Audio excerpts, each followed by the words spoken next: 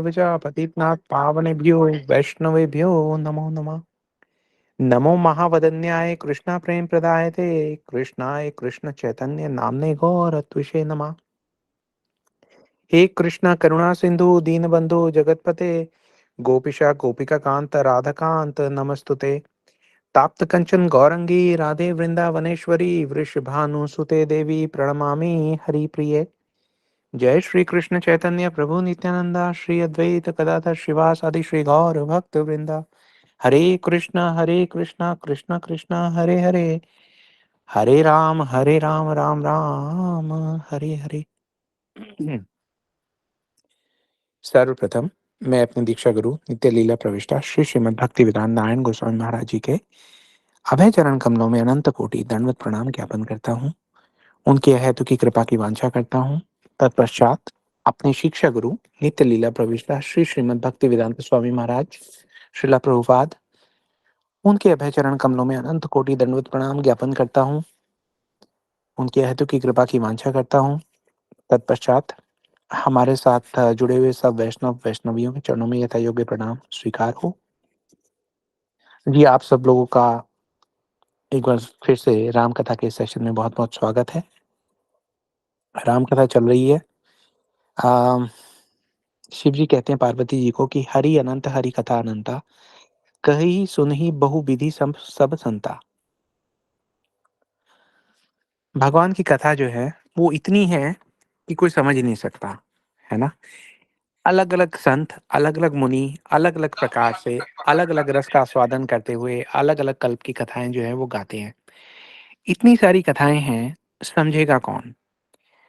तो शिव जी कहते हैं कि समझेगा वो जो सरल हृदय वाला होगा, है ना, जो विश्वास और श्रद्धा के साथ सुनेगा। हमने पहले भी ये बात सुनी समझी, उसको जानने का एक प्रयास किया सत्यनिष्ठता के साथ कि श्रद्धा और विश्वास के साथ सुनने का क्या मतलब है। श्रद्धा और विश्वास के साथ सुनने का मतलब है कि शिव जी और पार्वती जी के साथ बैठकर सुनना।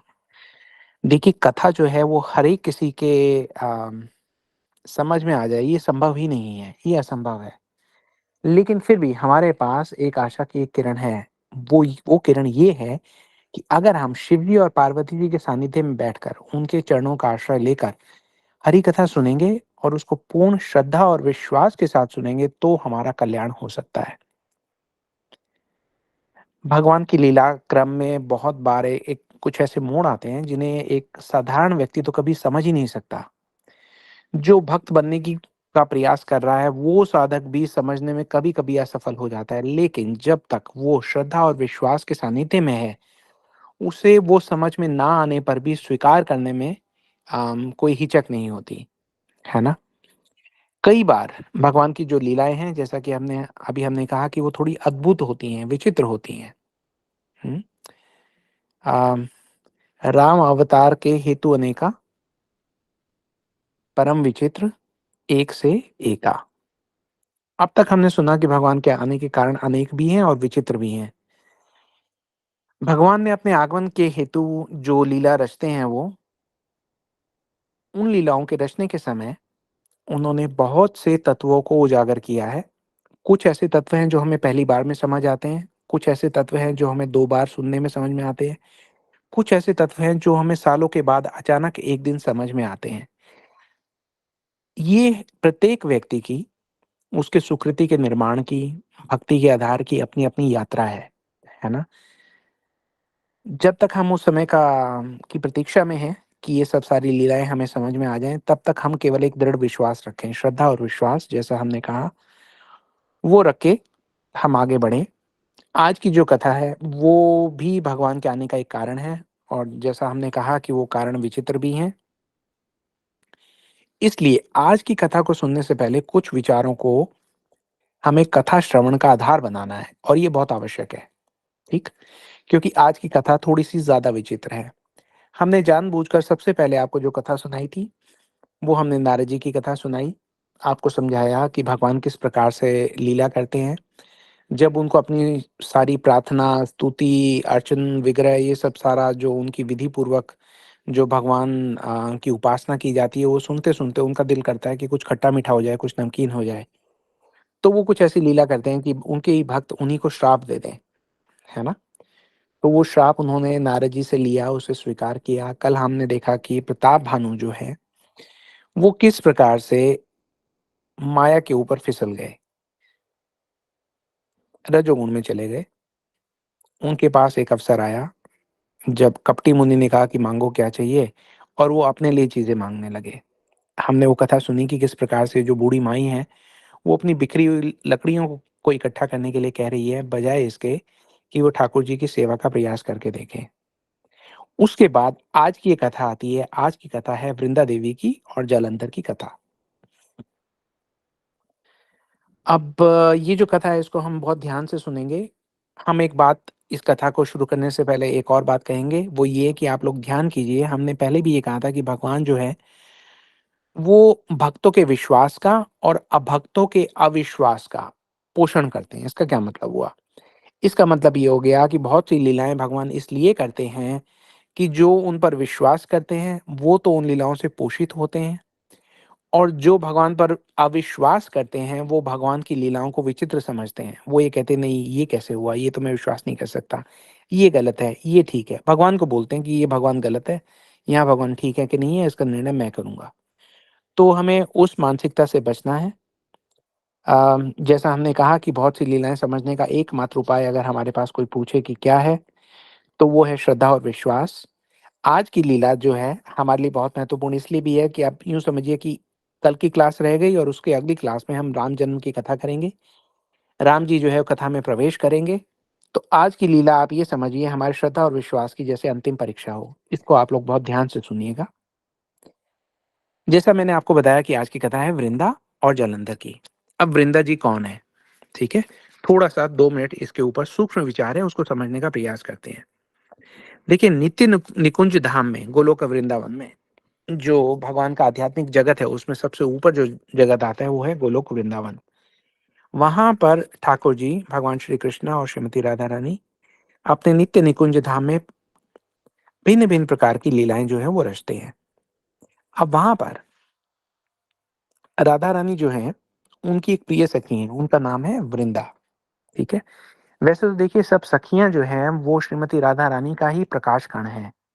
राधा रानी ने भगवान कृष्ण की सेवा के लिए अपने अनेक प्रकाश जो है, वो बिखेरे हैं। वो प्रकाश की किरणों ने अलग-अलग रूप ले लिया है, कुछ सखियों का, कुछ मंजरियों का, और ये सब लोग मिलकर इनका एक ही प्रयास रहता है कि भगवान की सेवा करें। तो अब हम बात कर रहे हैं उनकी वृंदा सखी के बारे में। तो वृंदावन में जो इनकी वृंदा देवी की जो प्रमुख सेवा है, वो ये है कि भगवान की लीलाओं का जो भी प्रबंध होता है, वो प्रबंध करने का जो आधार है, लीलाओं के लिए जो उत्सव होता है, उसका जो आधार है, जो प्रबंध है, वो आयोजन जो है, वो ये करती हैं। एक किस्म से इवेंट मैनेजर हैं वृंदा देवी। इसलिए उस पूरे जगत का नाम है वृंदावन, ठीक है? अब देखिए इस जगत में जैसे हमने एक एग्ज़ाम्पल के लिए बोल दिया कि इवेंट मैनेजर, लेकिन ये तो हम एक मटेरियल जगत की बात कर रहे हैं, इस भौतिक जगत की बात कर रहे हैं कि भाई इवेंट मैनेजर, यहाँ पे इवेंट मैनेजर की बहुत लिमिटेशंस हैं, बहुत उनके पास सीमाएँ हैं। अम, असीमित तो है नहीं, लेकिन आध्यात्मिक जगत में क्या है, जैसे कहते हैं ना कि पॉसिबिलिटीज़ आर एंडलेस। तो वहाँ पर नित्य निकुंज में युगल किशोर की जो-जो लीलाएँ होती हैं, उसके लिए जिस-जिस वस्तु की आवश्यकता पड़ती है, उसका प्रबंध करना जो है, वो वृंदा देवी का काम है। और ये प्रतिक्षण वहाँ पर एकदम अद्भुत प्रबंध करती हैं, अद्भुत। उसके अलावा इनकी प्रमुख सेवा एक और भी है, वो ये है कि ठाकुर जी को भोग लगाना, युगल युगल किशोर को भोग लगाना। आप सब लोग जानते हैं कि जब ठाकुर जी को भोग आरोगा जाता है, तो उसमें बिना तुलसी पत्र के वो भोग ठाकुर जी स्वीकार नहीं करते, है ना? तो यहाँ पर हम ये समझ सकते हैं कि जो वृंदा सखी है, क्योंकि ये राधा रानी के ही प्रकाश की एक किरण है, तो ये किशोरी जी का प्रेम स्वरूप ही है भोग सेवा के लिए, ठाकुर जी को देने के लिए। अब उससे अगले स्टेप पर हम चलते हैं। हम ये समझते हैं कि ये जो नित्य पार्षद हैं भगवान के, उनके 3 स्वरूप हैं, जो आज की कथा के लिए हमें जानना आवश्यक है। क्या-क्या 3 स्वरूप हैं? एक तो हो गया आध्यात्मिक स्वरूप, जो हमने सुना कि राधा रानी का ही एक रूप है। राधा रानी के प्रेम ने ही एक रूप ले लिया है, उसको वृंदा जी के नाम से जाना जाता है, जो ठाकुर जी को भोग जो है वो आरोगती हैं। उसके बाद एक है दैवीय रूप। दैवीय रूप में वो एक सखी के रूप में प्रकट हैं, और सारे टेंजिबल काम करती हैं, जैसे कि जो भी चीज़ों का प्रबंध करना है। उसके साथ-साथ वो भौतिक जगत में भी उनका एक रूप है। भौतिक जगत में रूप क्यों है? अब हम सोचेंगे। भौतिक जगत में रूप इसलिए है ताकि भगवान जब इस भौतिक जगत में आते हैं, तो उनके जो पार्षद हैं वो भी उनके साथ आते हैं, इसलिए उनको एक भौतिक जगत में एक रूप भी लेना पड़ता है। तो भौतिक जगत में वो हैं तुलसी के पौधे के रूप में, है ना? क्योंकि जब भी भगवान इस धाम में आते हैं, तो उनका जो पूरा दिव्य धाम है वो भी उनके साथ आता है। जब भगवान श्री राम आते हैं, तो उनके साथ उनका पूरा साकेत धाम आता है। रामचरितमानस जी हमें ये बताता है कि किस प्रकार भगवान ने जब अपनी लीला समाप्त की, तो अपने नित्य पार्षदों को अपने साथ सबको साकेत धाम ले गए। उसी प्रकार जो वृंदावन बिहारी लाल हैं, है ना? भगवान श्री कृष्ण है, राधा रानी है। जब वो इस जगत में आते हैं, तो उनका भी दिव्य धाम उनके साथ ही आता है, पूरा वृंदावन यहाँ पर आता है। आना ही पड़ेगा क्योंकि राधा रानी कहती हैं कि बिना वृंदावन के वो कहीं भी जाएँगी ही नहीं। तो वो ये कहती है कि बिना गिरिराज गोवर्धन के मैं कहीं नहीं जाऊँगी, तो फिर क्या होता है कि गिरिराज गोवर्धन जी जो हैं, वो द्रोणगिरी में एक पर्वत का रूप लेकर यहाँ पर अवतार लेते हैं। राधा रानी कहती है मैं तो यमुना जी के बगैर नहीं जाऊँगी, तो यमुना जी क्या करती हैं कि उनको आज्ञा होती है, तो वो सूर्य देव और संज्ञा देवी की यहाँ एक कन्या रूप में प्रकट होती हैं, जन्म लेती हैं। वृंदा देवी को आज्ञा होती है कि आप भी जाइए, आपकी कोई लता बन जाइए, कोई पौधा बन जाइए, कोई वनस्पति रूप में आप प्रकट होइए। तो अब सोचने वाली बात ये है कि ठीक है, वृंदा देवी वनस्पति रूप में प्रकट हो गई। अभी हमने सुना कि तुलसी के पौधे के रूप में वो प्रकट हो गई हैं। लेकिन प्रकट होने के उनके क्या-क्या कारण हैं? इस पे अब हम थोड़ा-सा ध्यान देंगे। देखिए, इस जगत में ठाकुर जी आते ही क्यों हैं, लीला करते ही क्यों हैं? कई बार एक जो अभक्त व्यक्ति है, वो पूछता है कि मंदिरों की आवश्यकता ही क्या है ना? मंदिरों की आवश्यकता ये है, उनमें बैठे हुए विग्रहों की आवश्यकता ये है, जो 22 जनवरी को बन रहा है अयोध्या में जो मंदिर, जहाँ पर प्राण प्रतिष्ठा की जाएगी ठाकुर जी की, उनकी आवश्यकता ये है कि हम लोग जो जन्म-जन्म से केवल और केवल माया की सेवा करते आए हैं, हमें कोई अनुभव ही नहीं है भगवान की आध्यात्मिक सेवा करने का। तो उनके विग्रह को हम भगवान का रूप मानकर जब उनकी सेवा करने का अभ्यास करते हैं, तो धीरे-धीरे, धीरे-धीरे हम वो अभ्यास करते-करते उस सेवा में थोड़ी-सी निपुणता प्राप्त कर लेते हैं।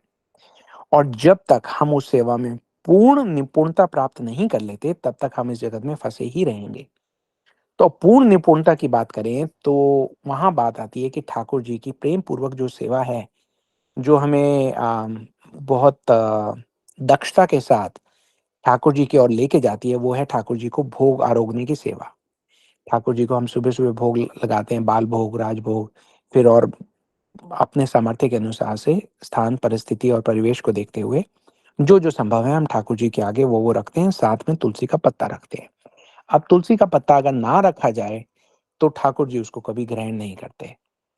तो अब आप ये समझ सकते हैं कि तुलसी के पौधे की इस जगत में कितना महत्वपूर्ण उनको एक रोल प्ले करना है, क्योंकि उनके कृपा के बगैर तो हम ठाकुर जी को भोग नहीं आरोग पाएँगे और कहाँ हमारी सेवा स्वीकार होगी, अगर सेवा स्वीकार नहीं होगी, तो हम सेवा में सफलता कैसे प्राप्त करेंगे, है ना? अब ये जो तुलसी का पौधा है, इसको कह दिया गया कि आप जाइए वनस्पति के रूप में प्रकट हो जाइए, लेकिन वनस्पति के रूप में आने के लिए एक विशेष मिट्टी की ज़रूरत पड़ेगी। वो ऐसे ही किसी कहीं भी ज़मीन में गाड़ दोगे इस भौतिक जगत की मिट्टी में, तो वो नहीं उठेंगी।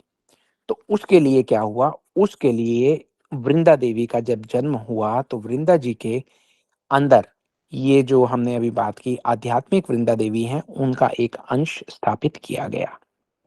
उनका विवाह हुआ जालंधर से। अब ये समझिए जालंधर कौन है ना? हमने बात की थी ना श्रद्धा और विश्वास। आप ये देखिए कि शिव जी और पार्वती जी आज की हमारी कथा के एक प्रकार से पूरे के पूरे कोऑर्डिनेटर हैं। पूरी कथा ये यही खींचेंगे और यही एंड तक लेके जाएँगे। लेकिन ये बैकग्राउंड में ऐसे रहेंगे कि अगर हमें पता ना हो, तो हम समझ भी नहीं पाएँगे कि ये कहाँ थे और कहाँ नहीं थे। और अगर हमें पता होगा, तो हमें ये पता रहेगा कि हमने ये कथा शुरू से लेकर समाप्ति तक श्रद्धा और विश्वास के साथ सुनी है, तभी इस कथा से हम कुछ सीख पाएँगे। तो देखिए जालंधर की बात अगर की जाए कि जालंधर का जन्म कैसे हुआ, तो उनकी कथा भी बहुत रोचक है। एक बार क्या हुआ कि इंद्र जी सोचने लगे कि भई मैं शिव जी से जाके मिलूँगा। उसका कारण बहुत विस्तृत है। एक्चुअली ये जो कथा मैं आपको बता रहा हूँ, ये बहुत शॉर्ट में बता रहा हूँ, इसके अलग-अलग वर्जन्स अलग-अलग उनमें हमें मिलते हैं, ग्रंथों में मिलते हैं, कोई किसी कल्प का है, कोई किसी कल्प का है। सब अपनी-अपनी जगह ठीक है, लेकिन आपको हमें क्योंकि हम सारग्राही हैं, हम तत्वों को समझने का प्रयास कर रहे हैं, इसलिए हमें अलग-अलग जो इनके थोड़े बहुत चेंजेज़ के साथ अलग-अलग रूप हैं, उनमें जाने की आवश्यकता नहीं है। हम इनके तत्वों को ग्रहण करने के लिए जो आवश्यक है, केवल उसी उतनी ही चर्चा करेंगे। तो इंद्र जी जो हैं वो कैलाश जा रहे हैं भगवान शिव से मिलने के लिए, साथ में बृहस्पति जी को ले लिया कि बाय चांस कुछ गड़बड़ हो जाए तो मुझे बचा लेना, समझा लेना, बचा लेना। तो रास्ते में अचानक उनके कोई आके उनका रास्ता रोक लेता है। अभी बस वो कैलाश पर चढ़ने ही वाले हैं। अब प्रश्न ये है कि ये कौन व्यक्ति है जो आया है और इनका रास्ता क्यों रोक लिया गया है? ये जो रास्ता रोका है, ये और कोई नहीं है, शिव जी ही हैं। लेकिन ये वेश बदल के आए हैं, है ना? अब ये वेश बदल कर आ गए और इन्होंने अपना रास्ता रोक दिया इंद्र का। अब इंद्र तो आप जानते हैं कि देवताओं का राजा है और उनको तो इस बात का बहुत अहंकार है, बहुत अभिमान है कि भई मैं तो इंद्र हूँ, मैं तो स्वर्ग का राजा हूँ, मैं तो देवताओं का सम्राट हूँ, मेरा रास्ता कैसे रोक दिया? उन्होंने कहा हटो आगे से। तो शिव जी ने तो रूप बदला हुआ था इसलिए उनको कोई पहचान तो पाया नहीं। उन्होंने कहा कि नहीं-नहीं, आगे जाने की अनुमति नहीं है। इंद्र कहते तुम जानते हो मैं कौन हूँ? तो शिव जी बोले तुम कोई भी हो मुझे इस बात से कोई मतलब नहीं है। बोल दिया कि आगे नहीं जाना तो नहीं जाना। तो इंद्र बहुत क्रोधित हो जाता है, वो ये कहता है कि देखो मैं देवताओं का राजा इंद्र हूँ, रास्ता छोड़ दो। शिव जी कहते हैं तुम कहीं के भी राजा हो भाई, मुझे इस बात से कोई मतलब नहीं है। अब इंद्र को बड़ा क्रोध आ जाता है, वो अपना वज्र निकाल लेता है और वज्र से प्रहार करने को होता है शिव जी के ऊपर।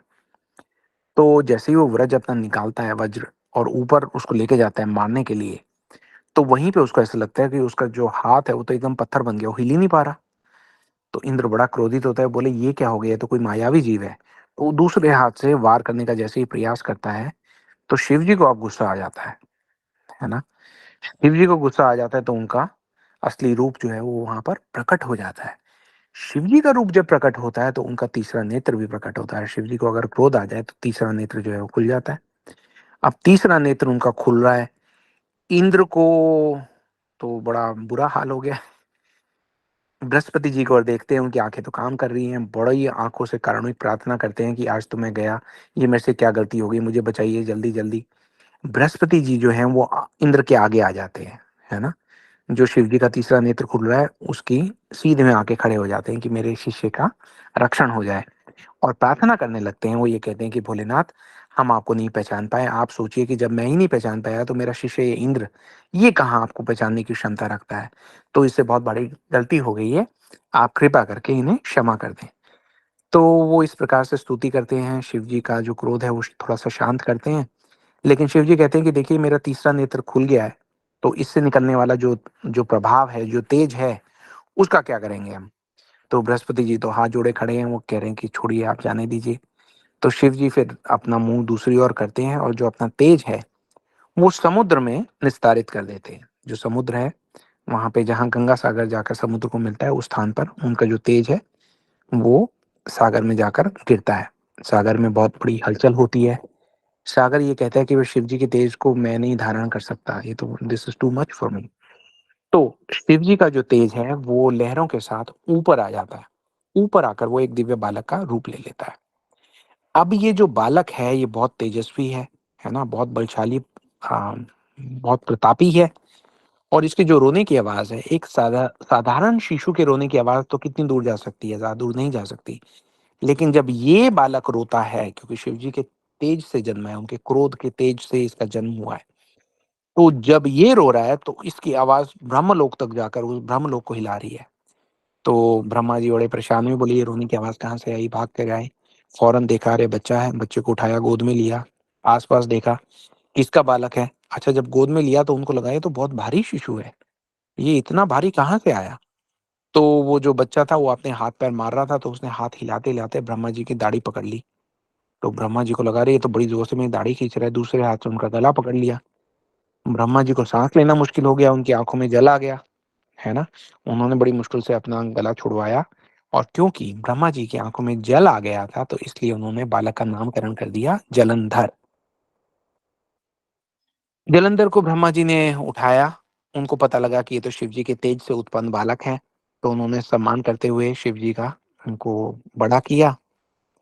अब क्योंकि वो शिव जी के तेज से उत्पन्न है जो कि क्रोध से निकला था, तो ये जो बालक है, ये भी तमोगुण में राक्षस बना, है ना?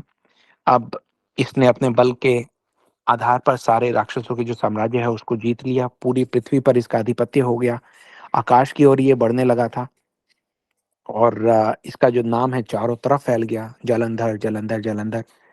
अब उनके विवाह का समय हुआ तो उनको अश्रुपुत्री वृंदा के साथ उनका विवाह हुआ। अब ये वृंदा वही है जिनके बारे में अभी हमने थोड़ी देर पहले सुना था कि इन वृंदा में गोलोक वाली जो वृंदा देवी है उनका अंश जो है वो विद्यमान है। अब क्योंकि इनका अंश विद्यमान है तो इनके चरित्र में बचपन से ही एक बड़ी दृढ़ता है। पतिव्रत की इन्होंने बहुत सारी कथाएँ सुनी हैं, तो पातिव्रत को लेके इनके चरित्र की दृढ़ता जो है वो अपरंपार है। इनका विवाह जब जालंधर से हुआ तो ये परम पतिव्रता स्त्री बनी, पहले से ही थी। अब पतिव्रता स्त्री जब पत्नी बने तो पति का जो सौभाग्य है वो चमक जाता है। तो उससे जो उनके भाग्य में तेज़ी आई, तो उसके प्रताप से जालंधर जो है वो परम बलशाली हो गए। पहले ही बलशाली थे, अब तो और भी ज़्यादा। अब तो वो एक दिन स्वर्ग पहुँच गए। इंद्र ने स्वागत किया तो इंद्र को धक्का दे दिया, बोले चलो हटो, आज से ये स्वर्ग में रहे, तुम लोग भागो यहाँ से, दफ़ा हो जाओ। तो देवता बड़े परेशान हुए, उन्होंने लड़ाई का प्रयास किया लेकिन जालंधर से कौन विजय प्राप्त कर सकता था? उसने सबको वहाँ से युद्ध में परास्त करके भगा दिया। अब जो इंद्र हैं, जो बाकी देवता हैं, बड़े परेशान, उन्होंने मीटिंग की, क्या करें, क्या करें? चलो ब्रह्मा जी के पास चलते हैं। ब्रह्मा जी के पास गए, बोले ब्रह्मा जी आप जालंधर का कुछ उपाय निकालिए। ब्रह्मा जी बोले कि जब वो बालक था तब तो वो मेरे काबू में आया नहीं और अब तो बड़ा हो गया, इतना बलशाली हो गया है, मेरे बस का तो ये रोग नहीं है। तो क्या किया जाए? तो बोले शिव जी के पास चलते हैं। शिव जी के पास गए तो शिव जी तो समाधि में थे। अब सब लोगों ने कहा अब क्या करें? तो ब्रह्मा जी ने कहा एक काम करते हैं, नारद जी के पास चलते हैं, है ना? देखिए नारद जी जो हैं, वो आप देखेंगे कथाओं में जब कोई सिचुएशन में कोई सॉल्यूशन नहीं निकल रहा होता, तो नारद जी जो हैं वो out of the box idea देते हैं। तो उन्होंने कहा हमें तो कुछ समझ में आ नहीं रहा लेकिन नारद जी अवश्य कोई ना कोई उपाय निकाल ही देंगे। तो नारद जी के पास चलते हैं, नारद जी को पूरी कथा सुनाते हैं और ये कहते हैं कि भई आप कुछ कीजिए। तो ये कहते हैं कि देखिए जालंधर जो भी कर रहा है लेकिन उसने अब तक कोई अपराध नहीं किया है। उससे कोई अपराध करवाते हैं, जैसा कि अब आप लोग पकड़ना शुरू हो गए हैं सारे कथा के तत्व, तो आप कल की कथा से, परसों की कथा से इस कथा का तारतम्य जो है अपने हृदय में मिलाते चलिए कि क्या कॉमन थ्रेड है which is running through all these लीलास। नारद जी ये कह रहे हैं कि अगर ये अपराध करेगा तो इसके पतन का कारण हो जाएगा। तो बोले अपराध कैसे करेगा? बोले चले ये ज़िम्मा भी मैं ही लेता हूँ। नारद जी जो हैं वो जालंधर के पास पहुँच गए। अब नारद जी का तो आदर जो है वो तीनों लोकों में होता है। जालंधर जी ने उनका बड़ा स्वागत किया, आइए बैठिए, बैठिए। कैसे आना हुआ? तो नारद जी कहते हैं कि नहीं कुछ नहीं, मैं कैलाश गया था, वहाँ देखा कि भई शिव जी का जो प्रताप है वो तो पूरे जगत में निराला है। सुनने में आया कि आपका प्रताप भी बहुत बढ़ा हुआ है इन दिनों, तो मैं देखने आया कि ऐसा आपके पास मतलब आप शिव जी की बराबरी कर भी सकते हैं कि नहीं कर सकते? तो जालंधर ने पूरा अपना साम्राज्य जो है उनको दिखाया, बोले नारद जी ये देखिए, ये देखिए, ये देखिए। अब आप बताइए मैं शिव जी से ऊपर हूँ कि नहीं हूँ? तो नारद जी बोले कि देखो भाई बाकी सब चीज़ें तो तुम्हारे पास हैं, लेकिन जो शिव जी के पास है वो तुम्हारे पास नहीं है। तो जालंधर ने कहा वो क्या? उन्होंने कहा कि शिव जी की जो शक्ति है वो है पार्वती जी। तो आपके पास भी वृंदा हैं, पतिव्रता पत्नी है, बहुत अच्छी बात है, लेकिन पार्वती जी के समान नहीं। तो अब ऐसी-ऐसी बातें कह के नारद जी ने उसकी बुद्धि जो है वो फेर दी। अब जालंधर जो एक पतिव्रता पत्नी का पति था, अब उसका पतन होना यहाँ से शुरू हो गया। पार्वती जी के प्रति उसके मन में अपराध भाव आ गया, है ना? तो अब जब ऐसा हो गया तो वो उसने क्या किया, वेश बदलकर वो पार्वती जी के पास पहुँच गया। लेकिन पार्वती जी ने तो पहचान लिया कि ये तो कोई दुष्ट है, ये तो शिव जी तो हैं हो नहीं सकते। तो पार्वती जी वहाँ से अंतर्धान हो गई लेकिन बहुत क्रोध में थी।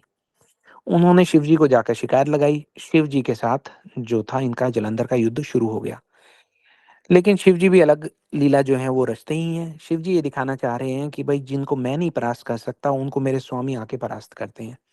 तो शिव जी उनके साथ युद्ध करते रहे लेकिन फिर बोले कि भई ये तो मेरे से हार नहीं रहा, क्योंकि इसके वैसे तो युद्ध में मैं इसको कभी भी मार दूँ, लेकिन एक कवच है जो इसकी रक्षा कर रहा है।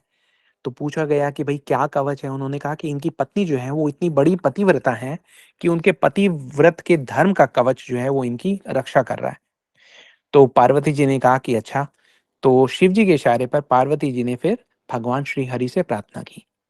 भगवान आए, भगवान से पार्वती जी ने कहा कि देखिए आप इनका जो मतलब इशारे में समझ गए भगवान कि पति का जो पत्नी धर्म है वो तो टूट ही चुका है।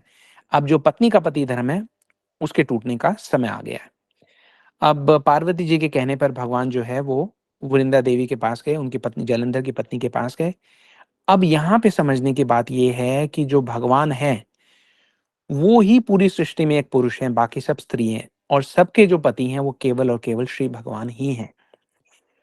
और उसके बाद समझने वाली एक और सूक्ष्म विचार ये भी है कि अभी हमने थोड़े समय पहले ये कहा था कि वृंदा जी के भीतर जो है गोलोक वृंदावन वाली जो वृंदा देवी हैं उनका एक अंश है और वो कौन है? वो राधा रानी का अंश है।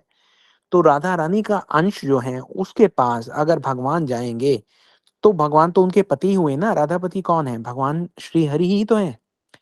तो भगवान जब वहाँ पे गए, तो वृंदा के भीतर जो आध्यात्मिक अंश था, उन्होंने उनको अपने पति के रूप में देखा, उनका बहुत स्वागत-सत्कार किया, उनके चरण धोए और उनके चरणों में अपना माथा रख दिया, बस। जैसे ही उन्होंने उनके चरणों को अपने माथे से छुआ, तो उनका पतिव्रत जो है वो भंग हो गया, है ना? अब इधर इनका पतिव्रत भंग हुआ, दूसरी तरफ जो था वो युद्ध चल रहा था। युद्ध जब चल रहा था तो भोलेनाथ शिव शंकर को पता लग गया कि इनका जो पत्नी का पतिव्रत धर्म है वो भंग हो चुका है। उन्होंने त्रिशूल का वार किया, जालंधर का सर कटा और वो सर जो है सीधा जाकर वहाँ पर गिरा जहाँ पर वृंदा देवी जो हैं वो भगवान की सेवा कर रही हैं ये सोच के कि ये तो मेरे पति हैं। तो उनकी गोदी में आके सर गिरता है। अब उनको लगता है अरे ये सर किसका है? मेरे पति तो मेरे आगे बैठे हैं। अब भगवान ने पूरी लीला तो अभी होनी है ना, तो भगवान ने अपनी लीला को पूर्ण करने के लिए, श्राप लेने के लिए अपनी माया को प्रेरित किया। जो वृंदा जी थी, उन्होंने देखा कि अरे! ये लगता है कि ये मेरे पति नहीं है, तो कहा कि कौन हैं आप? मैं आपको श्राप दे दूँगी। तो भगवान ने अपना रूप दिखाया। तो अब क्योंकि जालंधर तो मारा गया है, तो वृंदा जो हैं, वो अब अपने जो जागतिक रिश्ते हैं, उनको याद कर रही हैं कि भई आप ऐसे कैसे पत्थर दिल हो गए कि आपने जालंधर को यूँ इस प्रकार से मरने दिया। आपने तो बिल्कुल पत्थर का दिल कर लिया है कि जाओ आप पत्थर हो जाओ, है ना? और भगवान जो है वो श्राप भगवान ने स्वीकार किया। उन्होंने कहा ठीक है, आज से मैं शालीग्राम रूप लूँगा, पत्थर बन जाऊँगा।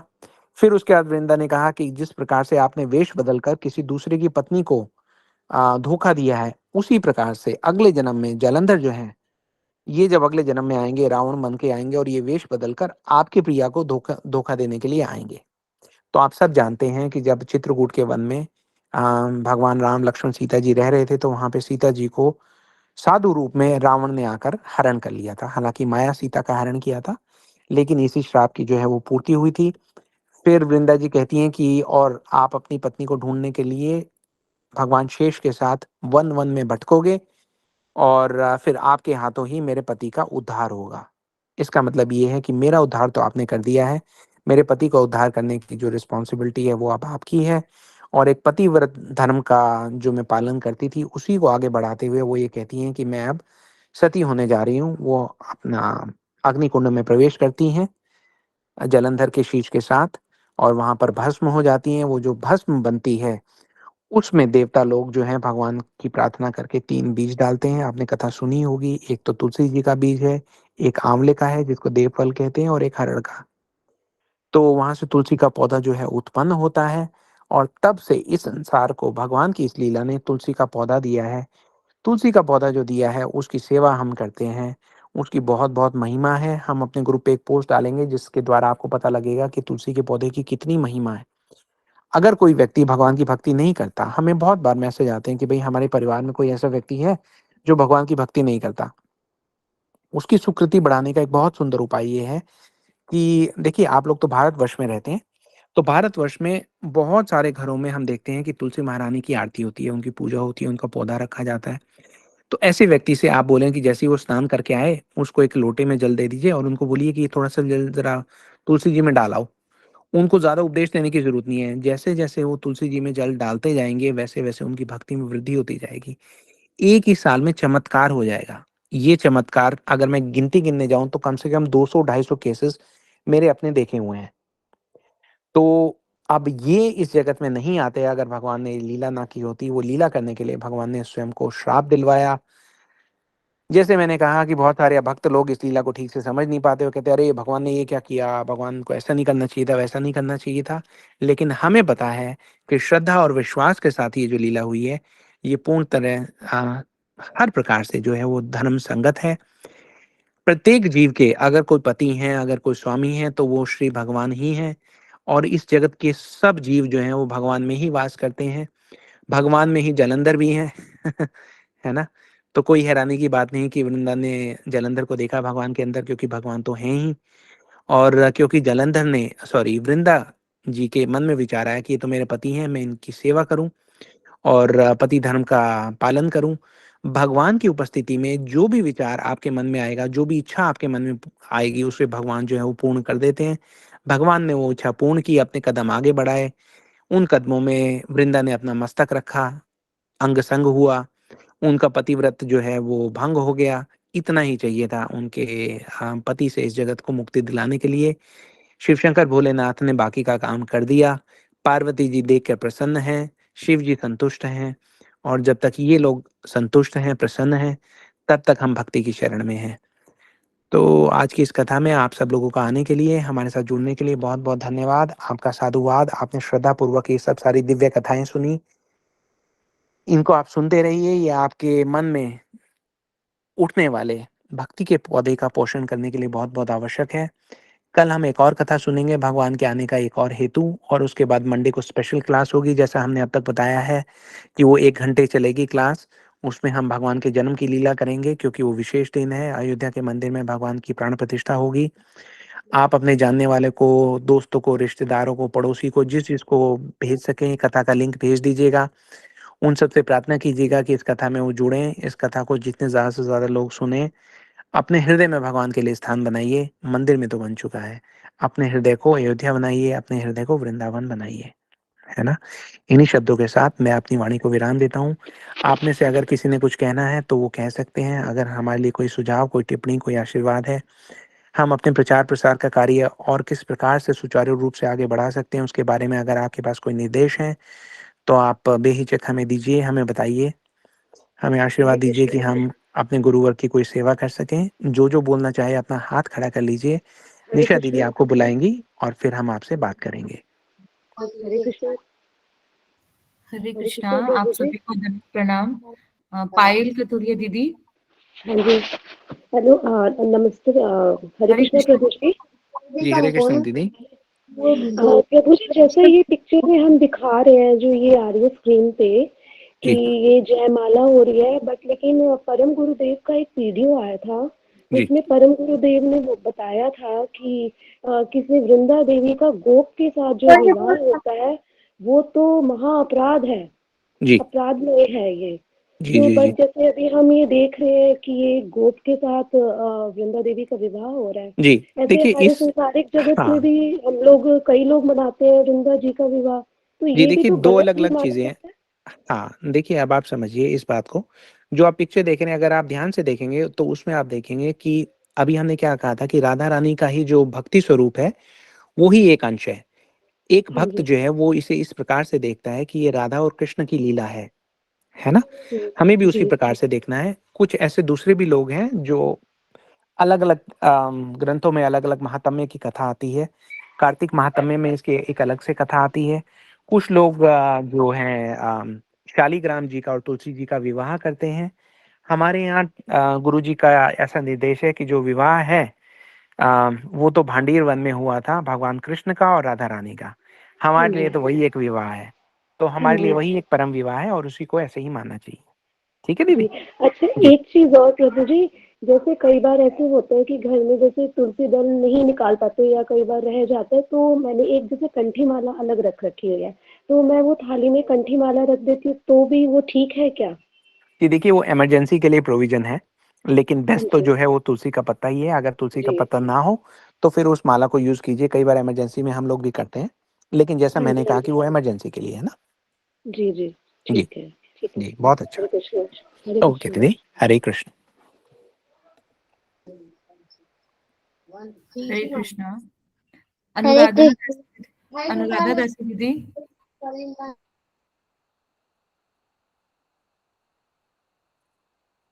हरे कृष्णा प्रभु जी, दंडवत प्रणाम। हरे कृष्ण दीदी, दंडवत प्रणाम। प्रभु जी राधे राधे प्रभु अभी जी, राधे थोड़ी देर राधे। पहले ही, हरे कृष्णा प्रभु जी, अभी थोड़ी देर पहले ही ये कृपा हुई है कि अयोध्या से राम जी के चावल आए हैं, अक्षत। ओह जय, बहुत सुंदर। प्रभु जी उन अक्षत का क्या करें हम? प्लीज बाकी सब लोग अपने माइक म्यूट कर लीजिए। जी बाकी सब लोग म्यूट करके रखिए, प्रभु है जी ना। अभी 14 जनवरी को भी हमने एक दूसरे गांव में श्री राम जी की भव्य आगमन के उसमें नगर संकीर्तन किया, कथा कीर्तन की। बहुत सुंदर। तो वो सेवा भी बहुत अच्छी रही, लेकिन अब जो अक्षित आया है उसके लिए जी हम क्या करें उनको? जी देखिए, सबसे पहले ये पता लगाइए कि जो अक्षत आया है वो ठाकुर जी को भोग लगा हुआ है, उनका जी महाप्रसादी आया है, क्या आया है ये पता कर लीजिए। अगर उनका वो प्रसादी आया है तो उसको आप अपने पास रखिए। उसको आप जी प्रसाद रूप में ले सकते हैं। कई लोग जी क्या करते हैं, कई बार जैसे जगन्नाथ जी के भी ऐसे ही अक्षत लेके आते हैं चावल ना, तो जी उनसे अपना जो जब पारण का समय होता है द्वादशी के दिन एकादशी व्रत के बाद, तो कुछ लोग वो वाले जो अक्षत हैं उन जी चावलों से अपना व्रत भी तोड़ते हैं। आप पता कर लीजिए कि भाई आपके पास अक्षत आए हैं तो वो कहाँ से होके आए हैं, वो प्रसादी रूप में आपके जी पास आए हैं, तो फिर आप ऐसा कर सकते हैं जैसा हमने बात की। ठीक है जी हरे कृष्णा प्रभु जी। जी। प्रभु जी, ये जी जो अक्षत है ना, ये सीता मैया के मायके से आए हैं, मतलब जनकपुरी से। तो पता नहीं कितने क्विंटल्स अक्षत आए हैं। तो उनको ये सब छोटे से एक पाउच है, उसमें यहाँ पर सबको वितरण हो रहा है और सभी लोगों तक वो पहुंचाए जा रहे हैं। तो इसके लिए बस इतना ही बोला है कि आप अपने मंदिर में रख लीजिए। तो मुझे लग रहा है कि शायद इनसे एकादशी का पारण तो नहीं कर सकते, क्योंकि वो तो जगन्नाथ जी के भोग लगे हुए अक्षत से ही होता है। जी पता करना चाहिए कि कहाँ से आए हैं। कई बार क्या होता है कि देखिए प्रभु जी भावना में आके लोग पता नहीं कितना जो अक्षत है वो भेंट कर देते हैं, दान कर देते हैं, उसके छोटे छोटे हरे पैकेट बन के हरे वितरण कृष्णा हो प्रभु जाते हैं। जी। एक मिनट। हरे कृष्णा प्रभु जी, पीले चावल है, कच्चे पीले चावल है प्रभु जी, हमारे भी पास आए हरे हैं। हरे जी कृष्ण जी प्रभु जी, जी। चावलों को ये मंदिर में रख दो अपने, ये पीले आना चावल है, वाली है। अच्छा पीले रंग की एक मिनट चावल, आप। पीले पीले चावल। जी ठीक ठीक, आप मुझे बोलने दीजिए एक मिनट अब, प्रभु है जी ना। हमने भी मंदिर में रखे हैं। जी बहुत अच्छा किया आपने, मैं अपनी बात पूरी कर लेता हूँ। जी देखिए, कई बार क्या होता है कि जो भक्त लोग हैं वो एक अच्छे भाव से जो है वो डोनेशन दे देते हैं चावल का, अक्षत का ना, ठाकुर जी के लिए या सीता जी की सेवा के लिए। इसलिए पहले हमें ये पता करना है कि ये चावल कहाँ से आए हैं। जो हमने पहली बात कही थी वो ये थी कि आप पता लगाइए कि ये भोग लगे हुए चावल हैं, ये किस प्रकार के हरे चावल है कृष्णा ना। प्रभु जी। प्रभु जी, ये चावल बताया गया है, हरे कृष्णा प्रभु जी। जी जी। हाँ प्रभु जी, ये बताया गया कि ये चावल का जो है हम लोग को खीर बनानी है और उसमें ये चावल मिक्स कर देने हैं जिस और फिर भोग लगाना है भगवान का। ये अच्छा बताया गया ये, ये थोड़े से। जी चलिए हरे कृष्ण तो प्रभु जी, दंडवत प्रणाम। हरे कृष्ण जी प्रभु दंडवत जी। प्रणाम दीदी। प्रभु जी, ये जो चावल है हमें भी आए हैं। तो उन्होंने बोला है कि एक वीडियो आया था हमारे पास, उसमें बोला था कि ये चावल अपने पूजा वाले स्थान में रखने हैं और उसमें पहले से कुछ चावल आपने निकाल के रखने हैं। घर में जो चावल है उसमें थोड़े से मिक्स करके रख छोड़ने हैं। जैसे आप घर में कोई पूजा हो या कुछ हो तो उसमें आपने ये यूज करने हैं। वो जी बोला ठीक कि है। उसमें दूसरा तो चावल नहीं, ये बताया जी है बहुत हमें। अच्छा। तो हाँ देखिए जी। ऐसा लग रहा है कि कुछ लोगों को ये कहा गया है कि खीर बना सकते हैं, कुछ लोगों को ये कहा है मंदिर में रखना है, कुछ लोगों को ये कहा है कि इसके कुछ जो है वो बाकी चावलों में मिला देने हैं। हाँ तो फिर जी। हाँ जैसे जी। जैसे आपको निर्देश आए हैं उसके हिसाब से आप चलिए, है ना। हाँ भगवान जी। ने आप तक जो मैसेज पहुंचवाया है ना अक्षत हाँ के जी। साथ, आप हाँ उसका जी। पालन कीजिए। ऐसा लग रहा है कि प्रत्येक व्यक्ति के पास जो डायरेक्शन है वो थोड़ी थोड़ी अलग अलग है। तो जो जैसे हरे भगवान से कृष्ण प्रार्थना कीजिए। जी एक मिनट, हरे आप कृष्ण मेरी प्रभु बात जी, पूरी। हरे कृष्ण प्रभु जी, हाँ जी बोलिए, हरे आप बोलिए। कृष्ण प्रभु जी। हमने अपने मन से ही रखा है, हमें बोला नहीं है किसी ने। अच्छा ठीक है। जी मैं जो बात हम्म, बोलने वाला था ना उसमें ये चीज भी मैं बोलने वाला था। आप लोग 2 मिनट मुझे बोलने दीजिए, ठीक है। जी बोलिए। जी तो मैं ये बात कह रहा था कि आप तक जो भी चावल पहुंचे हैं वो कुछ ना कुछ निर्देश के साथ पहुंचे हैं, ठीक है। कुछ लोगों के पास जो है वो निर्देश के साथ नहीं भी पहुंचे हों तो भी हमें क्या करना है, और हर हाल में हमें यही करना है कि ठाकुर जी से प्रार्थना करनी है कि ठाकुर जी आप हमारे मन में प्रेरणा दीजिए कि आपकी सेवा करने का सही मार्ग क्या है ना।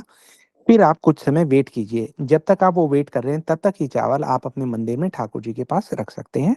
और फिर देखिए समय के साथ-साथ ठाकुर जी आपसे बात करेंगे, आपको प्रेरणा देंगे, कोई ना कोई बात जो है वो आपके कान में डाल देंगे। उसको आप फ़ॉलो करें, क्योंकि ऐसा लग रहा है कि कोई एक डायरेक्शन नहीं है, अलग-अलग डायरेक्शन है।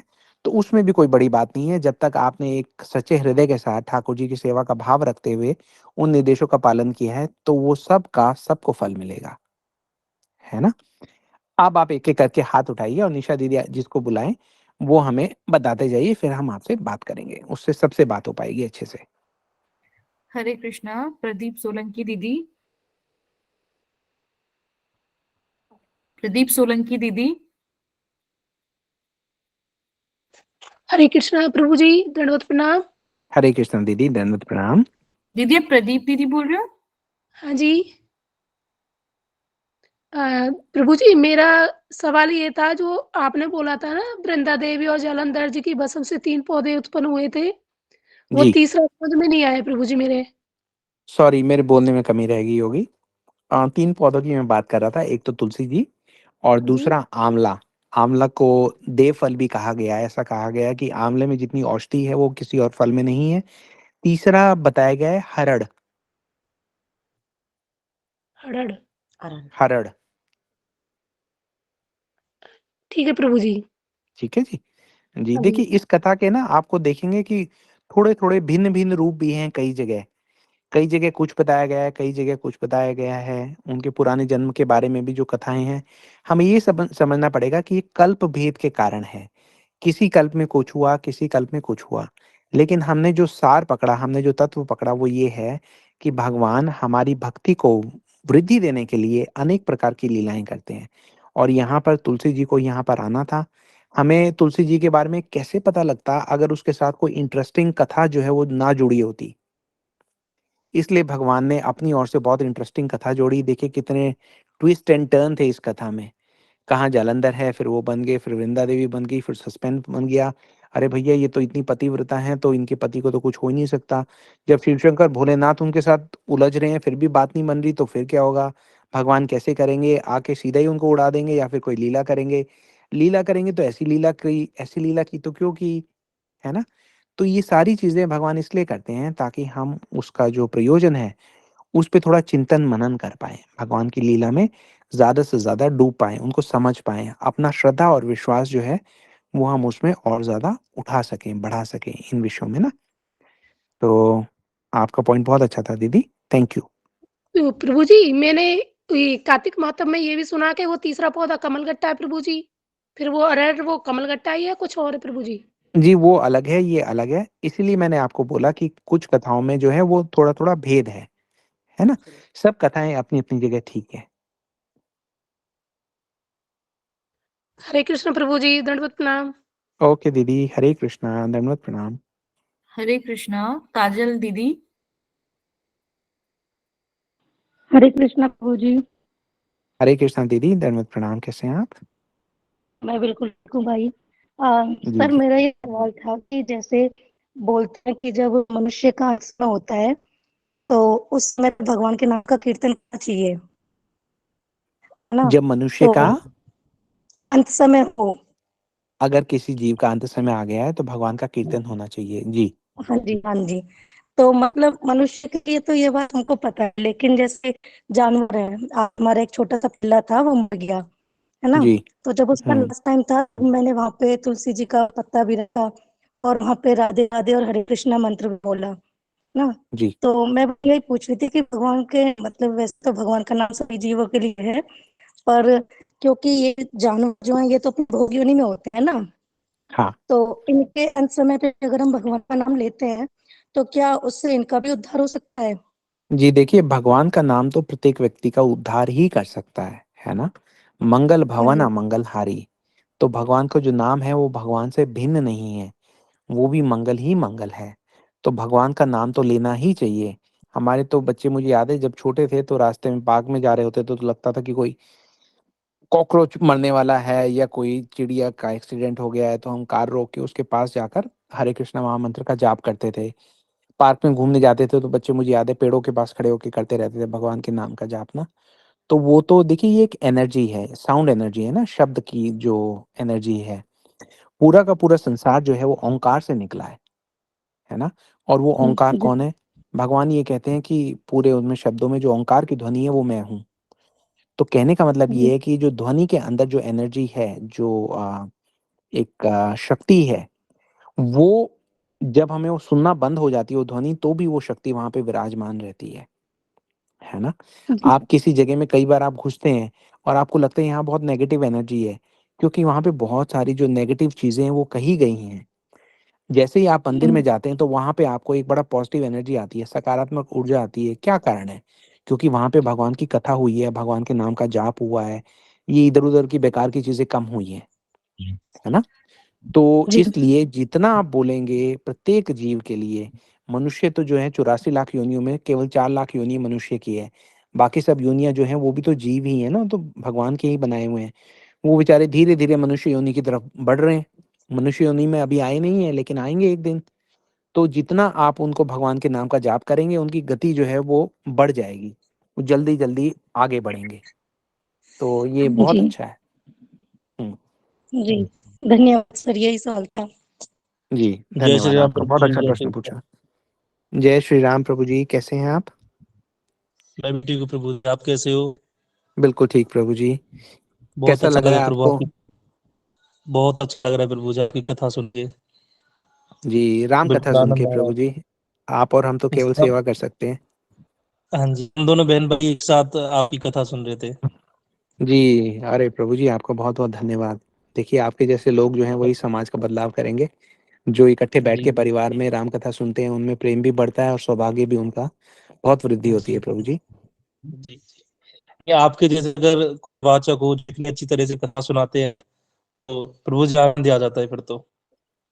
जी, प्रभु जी ये तो आप दयालु हैं जो इस प्रकार से मेरा उत्साह बढ़ा रहे हैं।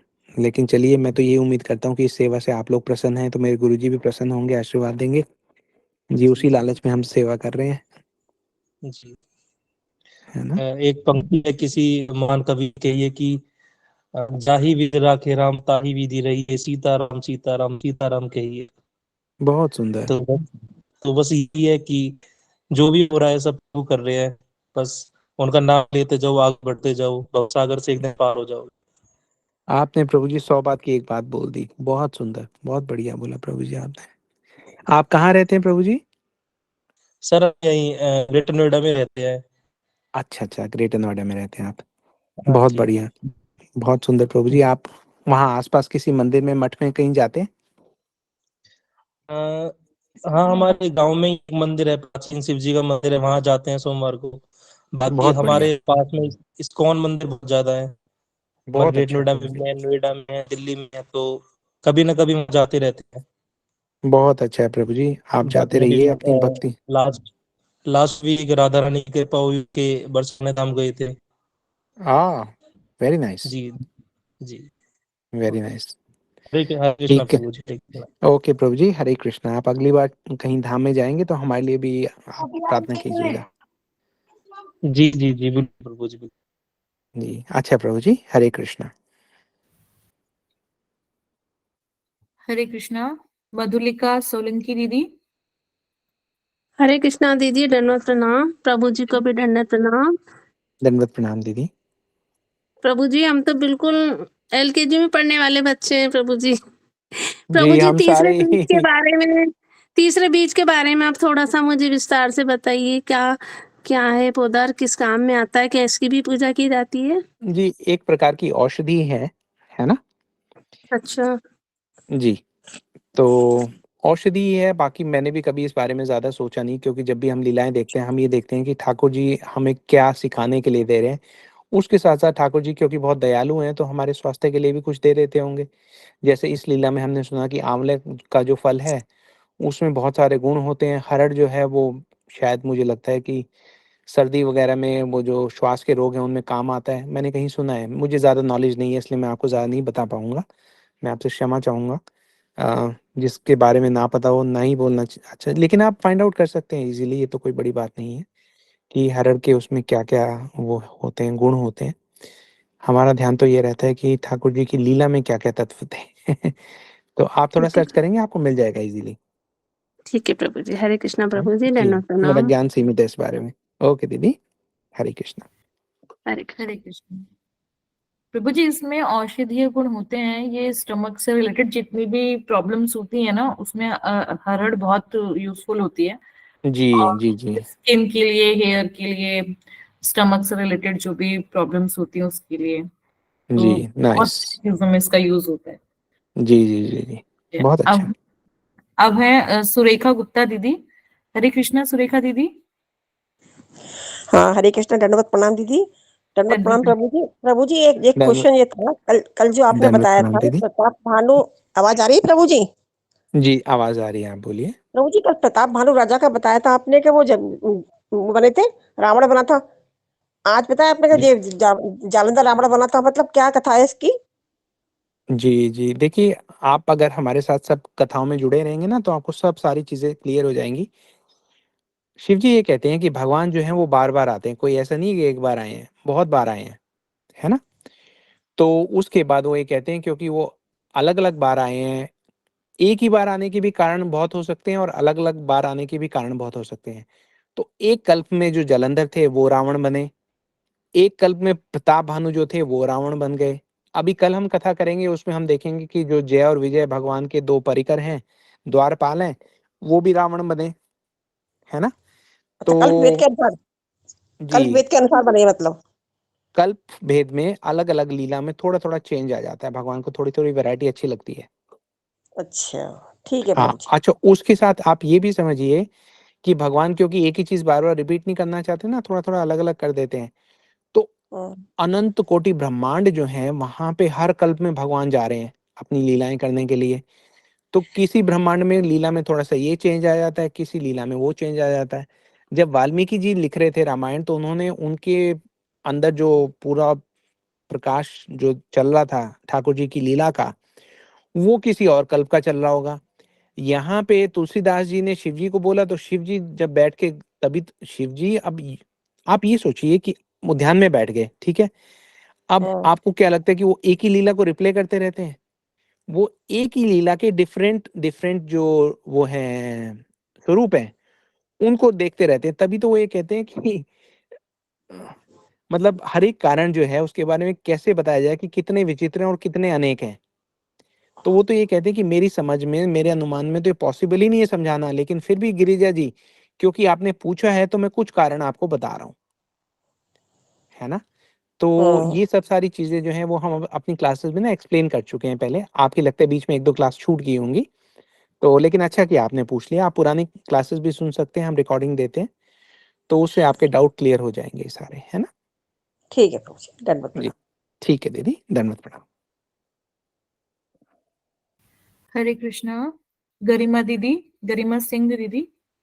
या हरे कृष्ण दीदी, हरे कृष्ण प्रभु जी, दंडवत प्रणाम। हरे कृष्ण दीदी, धन्यवाद, प्रणाम।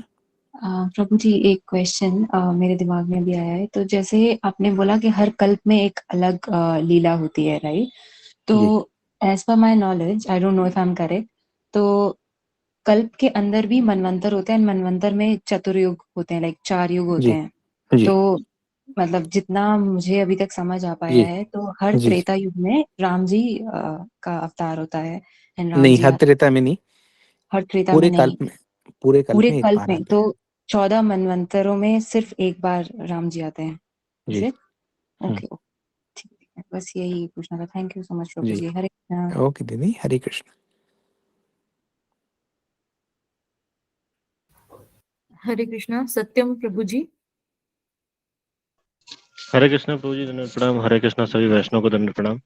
धन्यवाद, प्रणाम प्रभु जी, आपका स्वागत प्रभु है, जी, कैसे हैं आप? ये मैं बढ़िया हूँ प्रभु जी, आप कैसे हैं प्रभु जी? जी, आपकी कृपा है प्रभु जी। जी प्रभु जी, मेरी नहीं, मतलब आप, आपकी कृपा है हम सब पर, जो आप नहीं, इतना नहीं, अच्छा अच्छा कार्यक्रम करते हैं प्रभु जी, नहीं बहुत प्रभु अच्छा जी। लगता है काफी। जी, प्रभु जी, ये क्वेश्चन हमारा ये था ना कि जैसे अभी जस्ट अभी द्वापर युग जो है ना समाप्त हुआ है, फिर जो है कलयुग आया, ठीक है। तो जी, मैं ये कहना चाहता हूँ कि जैसे अभी जो त्रेता युग था, तो त्रेता युग वाला जो राम जी का है, वो इसी त्रेता युग में था या इससे इससे पहले वाले में था? मतलब कहने का मतलब है कि मतलब मैं इसी समझ गया प्रभु जी युग में। आपका जी प्रश्न। जी जी जी जी, इस प्रश्न का उत्तर जो है वो थोड़ा-सा वही देखिए आपने आज पूछा है जहाँ पे हमने ये कहा है कि जी, जी। भगवान की जो लीला है उसको समझने के लिए हमें श्रद्धा और विश्वास बहुत आवश्यक है। जी, जी, जी। तो वो एक्चुअली इस वाले त्रेता में नहीं आए। अगर हम अच्छा, अच्छा। शास्त्रों की गिनती को समझें, जी, तो जी। वो इसमें नहीं आए। वो अभी शायद 28वां जो है वो चल रहा है चतुर्युगी। वो अच्छा। 24वें में आके गए थे। लेकिन भगवान की जो कथा है, भगवान के जो जी, धाम है, भगवान की जो लीला स्थलियाँ हैं, वो हुँ, फिर भी हमारे आगे रहती हैं। जी, इस बात को अच्छा। ये बात आपने पूछ ली, मैंने कह दी, लेकिन प्रत्येक व्यक्ति को ये बताने वाली, हज़म करवाने वाली बात है नहीं, क्योंकि जी, जी। व्यक्ति फिर बहुत सारे प्रश्नों में उलझ के रह जाएगा। जी, प्रभु कौन जी। व्यक्ति उलझ के रह जाएगा प्रभु जी? जिसकी अभी जो भक्ति है वो अभी थोड़ी-सी कमज़ोर है ना? वो जी, जी। समझेगा, वो फिर उसको लॉजिक में उलझ जाएगा। समझ ही नहीं हुँ, पाएगा ऐसा हुँ। क्यों, वैसा क्यों, ये क्यों और वो क्यों, है ना? जी, जी, जी। इसीलिए श्रद्धा और विश्वास के साथ सुनना बहुत-बहुत आवश्यक है। अ, जी। In the bigger scheme of things 1-2 चतुर्युग जो हैं वो कोई ज़्यादा मैटर नहीं करते। लेकिन जी, हमारे जी, जैसे प्रभु। व्यक्ति को तो 1 घंटा भी बहुत मैटर करता है, तो हम कैसे समझ पाएँगे? इसके लिए हम हुँ। केवल और केवल ठाकुर जी की कृपा के ऊपर ही आश्रित हैं।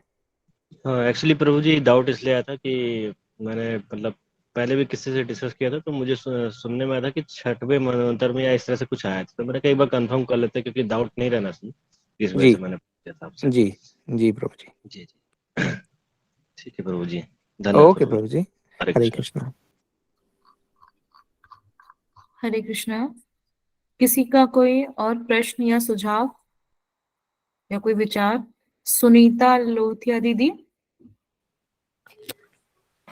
हरे कृष्णा प्रभु जी, दंडवत प्रणाम। हरे कृष्णा दीदी, कैसे हैं आप? मैं ठीक हूँ प्रभु जी। जी, बहुत समय प्रभु बाद आपकी आवाज़ सुनने को मिल रही है, सब ठीक है? हाँ जी प्रभु जी, सब ठीक है।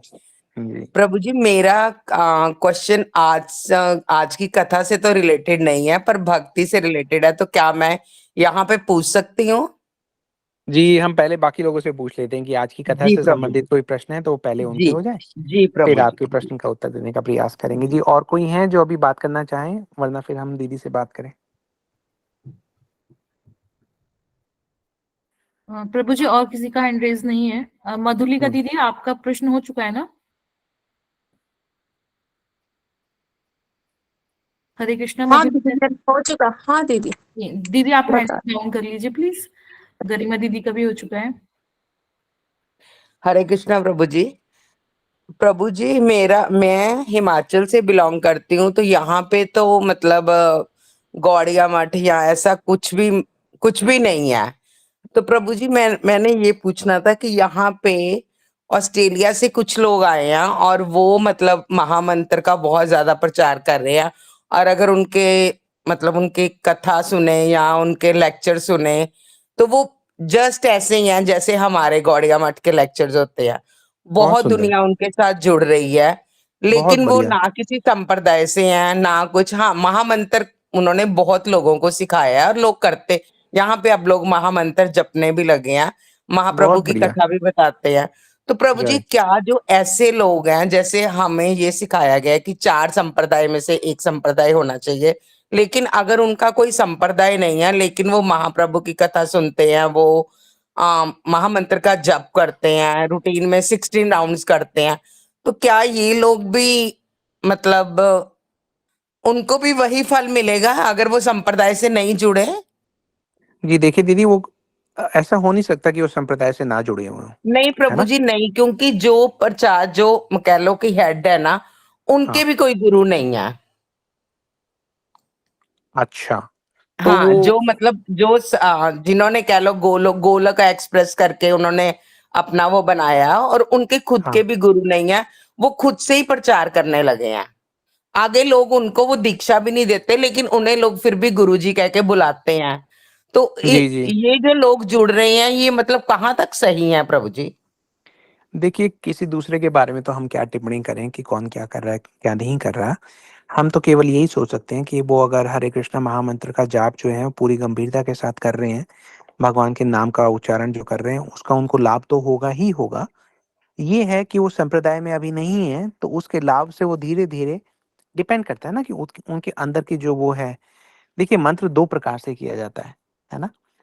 एक जी तो इस प्रकार से किया जाता है कि हम भगवान की तरफ we are making some concrete realistic progress, और दूसरा इस प्रकार से किया जाता है कि अभी हम जो है अभी शुरुआत की है हमने, एक साधक की भांति वैदेही भक्ति कर रहे हैं। मतलब विधि पूर्वक हम धीरे-धीरे चलना शुरू हुए हैं। तो उसका भी कुछ ना कुछ फल तो है, लेकिन उतना बड़ा फल नहीं है जितना अगर आप किसी गुरु के पदाश्रय को ग्रहण करने के बाद करेंगे। उसमें ज़मीन आसमान का फ़र्क हो जाता है। फ़र्क कैसे हो जाता है कि एक तो बंदूक की गोली है जो आपने बंदूक के में डाली और फिर फायर किया। दूसरी है कि गोली है, बंदूक नहीं है, आपने गोली जो है खींच के मार दी। तो आपने शत्रु को अगर मारी है तो भी उसको जाके थोड़ी चोट तो लगेगी, लेकिन वो मरने वाला नहीं है उससे।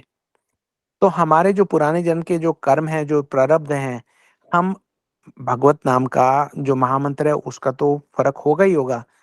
उससे जो पुराने कर्म हैं वो चोटिल तो होंगे, लेकिन धराशायी नहीं होंगे। समझ रहे हैं? जी, लेकिन जी उसके प्रभु। प्रभाव से धीरे-धीरे हो सकता है वो इस जन्म में उन्होंने सोचा ही हो कि भई हमें किसी एक संप्रदाय में जाना ही नहीं है। We don't want to go that way, या गुरु जो हैं वो उन्होंने धारण ही नहीं करने। कोई बात नहीं, उनको करने दीजिए। जो लोग उनको जॉइन कर रहे हैं, वो उनको जॉइन करने से पहले भी कुछ ख़ास तो कर नहीं रहे थे, है ना? जी, तो जी। अगर वो महामंत्र का जाप कर रहे हैं, तो उसके प्रभाव से धीरे-धीरे आप देखेंगे कि वो वैष्णवों के साथ उनको संग मिलना प्रारंभ हो जाएगा। जब तक वो परंपरा के विरुद्ध कुछ कहते नहीं हैं, गुरु वर्ग के विपरीत कोई अपराध नहीं करते हैं, तब तक वो न्यूट्रल हैं, कोई बात नहीं है। जब तक वो किसी के विरुद्ध कोई बात नहीं कर रहे हैं, तब तक सब ठीक है। लेकिन अगर वो बिना बात किसी के बारे में गलत बोलना प्रारंभ करते हैं, तो फिर उनको अवॉइड करना चाहिए। अगर वो नहीं, नहीं मतलब प्रभु जी, मैं तो खुद इनसे जुड़ी हुई हूँ। वो तो जी। आज मतलब क्योंकि हमारा बहुत छोटा-सा सिटी है, तो किसी ने बुलाया तो हमें जाना पड़ता है। तो आज मैंने हाँ, उनके अच्छी बात है। सुना। हाँ, तो इसलिए कि मतलब जो वो कथा भगवत गीता, श्रीमद् भागवतम के बारे में उन्होंने जो-जो बोला, वो ऐसे लगा कि हमने अपने गुरु वैष्णवों के मुख से सेम वही बातें सुनी हुई हैं। जी, जी, हाँ, जी। तो देखिए अच्छी इसलिए बात है, मैं अच्छी बात है। हाँ, वो अगर किसी के विरुद्ध कुछ नहीं कह रहे हैं, भगवत धर्म का प्रचार कर रहे हैं, तो हम ये कह सकते हैं कि भई अब तक उनकी वो स्थिति नहीं आई है कि उनको गुरु पदाश्रय जो है वो मिले। लेकिन आ जाएगी धीरे-धीरे, जब तक वो कोई अपराध नहीं कर रहे हैं, तब तक अच्छी बात है, भगवान के नाम का प्रचार कर रहे हैं, कोई बात नहीं। जी प्रभु जी, है ना? धन्यवाद प्रभु जी। ठीक है जी, दीदी, हरे कृष्णा। हरे कृष्णा प्रभु जी, दंडवत प्रणाम। दंडवत प्रणाम दीदी। हरे कृष्ण प्रभु जी। जी। अभी अगर तो हाँ जी प्रभु जी, अब किसी का प्रश्न नहीं है। जी, we'll finish the class in that case हाँ जी। and we will see everyone tomorrow again। और एक बार फिर से आप सब लोग जो हैं अपने जानने वालों को, सब लोगों को कथा का लिंक हम कल ही दे देंगे। मंडे को जो कथा होने वाली है, उसको आप दूर-दूर तक पहुँचाएँ, ज़्यादा से ज़्यादा लोगों को जोड़ें, क्योंकि लोग देखिए एक भावनात्मक स्तर पर बहुत खुश हैं कि भई वो अयोध्या में जो है मंदिर का निर्माण हो रहा है। लेकिन वो निर्माण जो है वो अधूरा है जब तक हम अपने हृदय में भगवान को बैठाने के लिए तैयार नहीं हैं। तो उसी के लिए हमारा छोटा-सा प्रयास है, उस प्रयास में आप लोग हमारा साथ दीजिए। ज़्यादा से ज़्यादा लोगों को प्रेरित कीजिए कि अपने हृदय में भगवान को बिठाएँ, वो होगा हरि कथा के माध्यम से।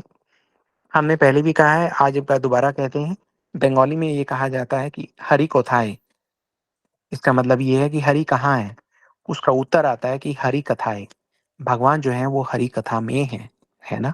तो आप याद रखिएगा, हरि कोथाय, हरि कथाय। धन्यवाद। हरे कृष्णा, जय श्री राम, जय श्री राधे। हरे कृष्णा प्रभु जी। हरे कृष्णा, हरे कृष्ण कृष्णा, प्रभु जी, दंडवत प्रणाम। हरे कृष्णा दंडवत प्रभु जी, प्रणाम दंडवत सब हरे लोगों कृष्णा। को। प्रभु जी कल कथा नहीं होगी क्या? कल कथा होगी, 100% होगी। जी प्रभु जी, धन्यवाद। धन्यवाद। हरे कृष्णा। हरे कृष्णा हरे कृष्णा प्रभु जी, राधे राधे। हरे कृष्णा, राधे राधे। हरे कृष्ण प्रभु जी, दंडवत प्रणाम। हरे कृष्णा दीदी, दंडवत प्रणाम। हरे कृष्णा, दंडवत प्रणाम प्रणाम। आप सब लोगों को प्रणाम, जय श्री राम। जय श्री राम, राधे राधे। हरे कृष्णा, दंडवत